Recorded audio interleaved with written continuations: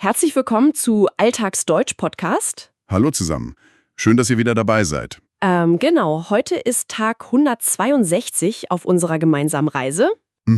Tag 162 schon. Wahnsinn. Ja, total. Und unser großes Thema heute ist Medienkompetenz. ein extrem wichtiges Thema heutzutage. Absolut.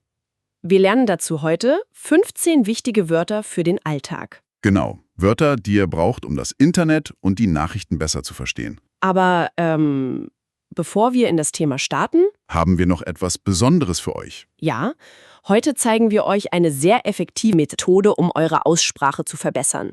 Shadowing. Beim Shadowing sprecht ihr fast gleichzeitig mit dem Sprecher. Genau, das ist wie ein Echo. Also, hier sind 3 einfache Schritte. Schritt 1. Zuhören. Hört zuerst nur zu. Achtet auf die Aussprache, die Betonung und die Pausen. Richtig. Denkt nicht an Grammatik, hört nur den Klang.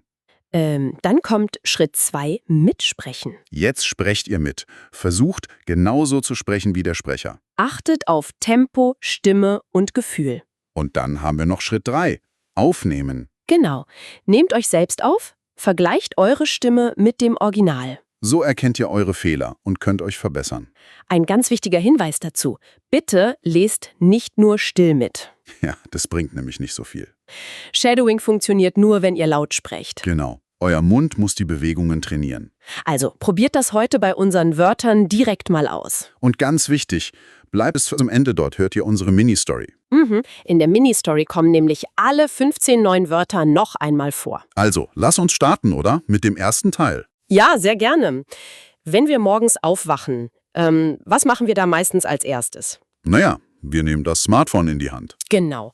Und da sind wir schon bei unserem ersten wichtigen Wort. Konsumieren. Ein sehr häufiges Verb. Auf Englisch bedeutet das to consume. Richtig. Und wie bilden wir das perfekt? Die Perfektform ist, ich habe konsumiert. Genau. Also, konsumieren heißt, dass wir Dinge aufnehmen oder verbrauchen. Ja, also früher haben wir vielleicht gesagt, wir konsumieren Essen oder Getränke. Aber heute konsumieren wir vor allem Medien. Also Nachrichten, Bilder, Videos. Richtig. Wenn du auf Social Media scrollst, dann konsumierst du Informationen. Und oft konsumieren wir viel zu viel davon. Ja, das stimmt. Und das führt uns direkt zum zweiten Wort. Welches ist das? Das Wort lautet die Reizüberflutung. Oh ja, ein langes Wort. Auf Englisch heißt das Sensory Overload. Genau. Die Reizüberflutung ist ein Substantiv. Es bedeutet, dass unser Gehirn, also dass wir viel zu viele Informationen auf einmal bekommen.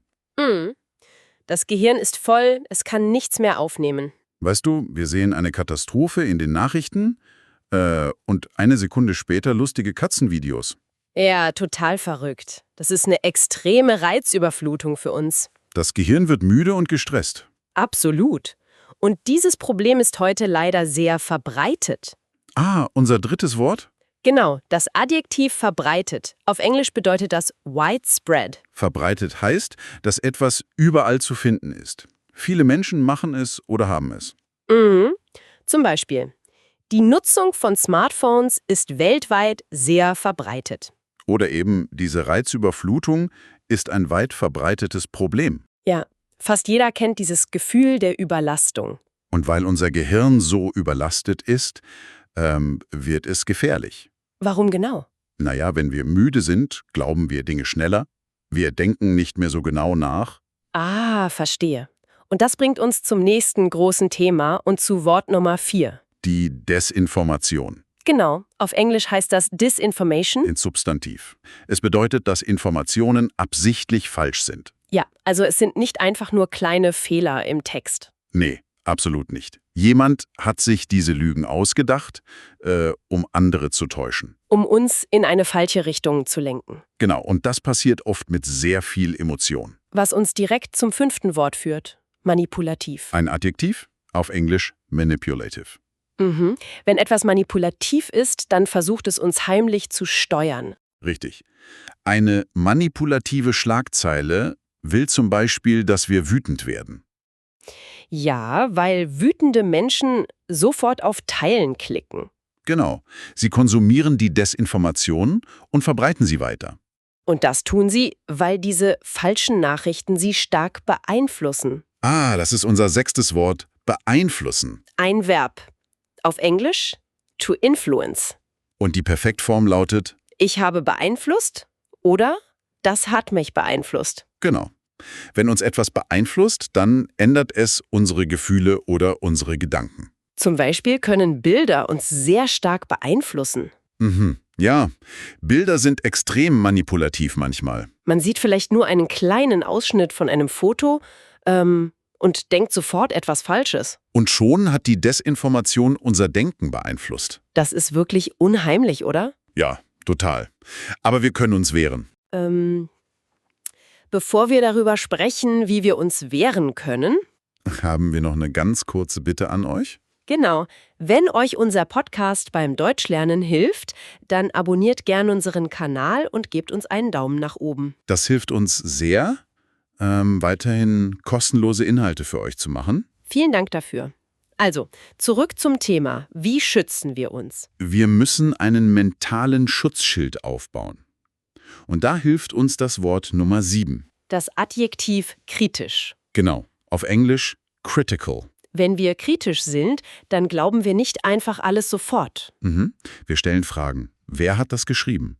Warum? Aber heißt kritisch sein, dass man immer alles schlecht findet? Nein, überhaupt nicht. Es bedeutet nur, dass man, seinen eigenen Kopf benutzt. Ah, okay. Es ist also wie ein Spamfilter im Kopf. Das ist ein toller Vergleich. Ein mentaler Spamfilter. Und dieser Filter ist wichtig für Wort Nummer 8, die Meinungsbildung. Auf Englisch Opinion Formation. Ein schönes Substantiv. Die Meinungsbildung ist der Prozess, wie wir unsere eigene Meinung finden. Genau. In einer Demokratie ist eine freie Meinungsbildung total wichtig. Aber das funktioniert nur, wenn die Informationen gut sind. Richtig. Gute Nachrichten sollten nämlich immer objektiv sein. Und das ist unser 9. Wort, objektiv. Ein Adjektiv. Auf Englisch objective. Objektiv bedeutet, dass man nur bei den Fakten bleibt. Genau. Keine persönlichen Gefühle, sondern einfach das, was wirklich passiert ist. Wenn eine Zeitung also objektiv ist, zeigt sie oft beide Seiten von einem Problem. Ja, das ist das Ideal für eine gesunde Meinungsbildung. Aber im Internet ist das ja leider nicht so einfach. Da gibt es so viel Chaos. Stimmt. Deshalb müssen wir lernen, die Informationen zu filtern. Unser 10. Wort, filtern. Ein Verb. Auf Englisch to filter. Und die Perfektform ist, ich habe gefiltert. Genau. Filtern bedeutet, aus einer großen Menge das Wichtige und Richtige herauszusuchen. Wie beim Kaffee. Ja, genau so. Man trennt das Gute vom Schlechten. Also wir filtern die Nachrichten, um die echte Information zu finden. Und dafür müssen wir uns die Quelle ansehen. Wort Nummer 11. Die Quelle. Ein Substantiv. Auf Englisch Source. Die Quelle ist der Ort oder die Person, woher die Information kommt. Also zum Beispiel eine Zeitung, ein Fernsehsender oder ein Instagram-Account. Richtig. Und wir müssen uns immer fragen, ist diese Quelle gut? Und dafür gibt es unser 12. Wort. Seriös. Ein sehr wichtiges Adjektiv. Auf Englisch serious oder in diesem Kontext eher reliable. Das ist ehrlich, professionell und vertrauenswürdig. Eine seriöse Zeitung schreibt nicht einfach wilde Gerüchte ab. Sie prüft die Fakten, bevor sie etwas veröffentlicht. Genau. Und wenn Sie doch mal einen Fehler machen? Dann geben Sie es zu. Richtig. Und das erhöht Ihre Glaubwürdigkeit. Wort Nummer 13. Die Glaubwürdigkeit. Auf Englisch Credibility. Ein Substantiv. Es bedeutet, wie sehr man jemandem vertrauen kann. Wenn eine Quelle oft lügt, dann verliert sie ihre Glaubwürdigkeit. Genau. Und Fake News haben natürlich gar keine Glaubwürdigkeit. Deshalb versuchen sie ja, seriös auszusehen, um uns auszutricksen. Ja, sie machen zum Beispiel eine Webseite, die aussieht wie eine echte Zeitung. Das ist wirklich manipulativ. Was können wir also im Alltag tun? Wir müssen selbst aktiv werden. Wir müssen recherchieren. Unser 14. Wort, das Verb recherchieren. Auf Englisch. To research. Die Perfektform lautet, ich habe recherchiert. Das bedeutet, dass man nach Informationen sucht, um etwas herauszufinden. Also, ich lese eine krasse Schlagzeile auf Twitter oder X und anstatt sie sofort zu teilen, recherchiere ich kurz. Genau, du suchst bei Google, ob seriöse Medien auch darüber berichten. Und wenn ich das mache, dann bin ich beim letzten Wort für heute, verifizieren. Wort Nummer 15. Das Verb verifizieren. Auf Englisch. To verify. Und im Perfekt sagen wir, ich habe verifiziert. Verifizieren bedeutet, die Wahrheit von etwas zu prüfen und zu bestätigen. Also ich prüfe die Fakten. Wenn sie stimmen, habe ich die Information verifiziert. Genau. Du hast quasi den Job eines Journalisten gemacht. Ja, und das ist heute unsere Verantwortung. Wir alle sind Sender von Informationen. Mhm. Wenn du eine Desinformation unkritisch teilst, Dann machst du das Problem größer. genau. Die paar Sekunden, die es dauert, etwas zu verifizieren. Sind extrem wichtig. Absolut. Puh, das waren jetzt aber eine Menge Wörter. Ja, ein richtiger Deep Dive in die Welt der Medienkompetenz. Lass uns schauen, wie diese 15 Wörter im Alltag zusammenpassen. Oh ja. Es ist Zeit für unsere Mini-Story. Genau. Hört gut zu, ihr werdet alle 15 Wörter wiedererkennen. Also, Anna sitzt am Frühstückstisch und nimmt ihr Handy in die Hand. Sie möchte sich informieren und am Morgen nicht nur Katzenvideos konsumieren. Sehr vernünftig von Anna. Aber sobald sie Twitter öffnet, spürt sie eine totale Reizüberflutung. So viele Nachrichten. Das kennen wir ja. Besonders eine Meldung ist extrem verbreitet. Die Überschrift lautet: Kaffee ist pures Gift. Oh je, ein Schock am Morgen. Anna fragt sich sofort, ist das Desinformation? Der Titel klingt nämlich sehr manipulativ. Wahrscheinlich soll er nur Klicks bringen. Genau. Aber Anna will sich von solchen Paniktiteln nicht beeinflussen lassen. Sie bleibt ruhig und denkt kritisch. Für ihre eigene Meinungsbildung braucht sie nämlich echte Fakten. Sie möchte das Thema ganz objektiv betrachten. Und was macht sie dann? Sie weiß, sie muss die vielen Informationen im Internet filtern. Also schaut sie sich zuerst die Quelle des Artikels an. Ein sehr guter Schritt. Sie stellt fest, die Webseite ist völlig unbekannt und wirkt nicht sehr seriös. Aha, Die Glaubwürdigkeit dieses Blogs ist also wirklich fragwürdig. das ist meistens ein Warnsignal. Deshalb öffnet Anna ihren Browser und beginnt selbst zu recherchieren. Und?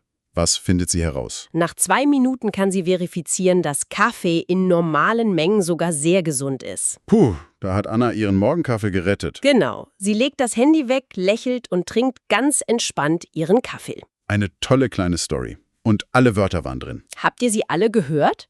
Das waren wirklich die wichtigsten Werkzeuge für das Internet. Ja, dieser kleine mentale Schutzanzug ist heute so wichtig. Wenn ihr das nächste Mal eine extreme Schlagzeile seht, denkt an Anna. Und an unsere 15 Vokabeln. Absolut. Wir sind damit auch schon fast am Ende unserer heutigen Episode angekommen. Leider, ja. Die Zeit vergeht immer so schnell. Aber wir haben noch eine kleine Hausaufgabe für euch. Genau. Schreibt eigene Sätze mit den neuen Wörtern in die Kommentare. Wir lesen uns das immer sehr gerne durch. Und vergesst nicht, abonniert den Kanal und gebt einen Daumen nach oben. Das unterstützt uns riesig. Morgen haben wir wieder ein extrem spannendes Thema für euch. Ja, morgen sprechen wir über